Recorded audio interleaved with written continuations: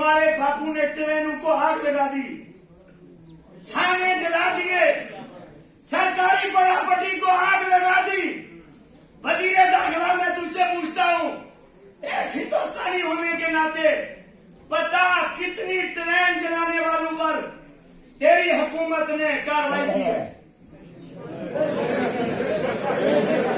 10 जून को पर कार्रवाई इसलिए कि वो नबी का कलमा पढ़ने वाले थे। इन पर कार्रवाई इसलिए नहीं हुई कि ये कलमा पढ़ने वाले नहीं थे। क्या ये मुल्क दो रंगी से चलेगा या डॉक्टर अम्बेडकर के लिखे हुए कानून से चलेगा? अगर चाहते हो इस मुल्क में अमन हो, फिर तुम्हें दोहरा मियार कायम नहीं करना पड़ेगा।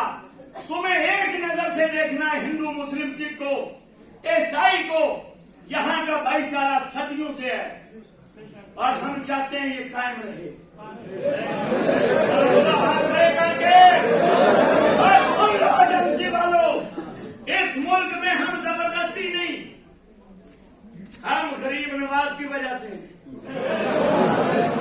बाबा गुलाम शाह बादशाह की वजह से, बाबा जी लालवी की वजह से, मुजद्दिद अल-फैसानी की वजह से, आला हजरत बरेलवी की वजह से, हम कुतुबुद्दीन बख्तियार काकी की वजह से, निजामुद्दीन औलिया की वजह से। लोगों अपने मजहब पर पक्के रहो, अपने दीन पर कायम रहो, नमाजों की पाबंदी करो और औरतों को मज़ारात पर लाने से परहेज करो। औरतों को मज़ारात पर लाने से बचो। बचोगे? जोर से बोलो। मेरे पीरो मुर्शिद हर साल कहते थे औरतों को लेकर मत। और लोगों अगर चाहते हो बाबा जी का फैज मिले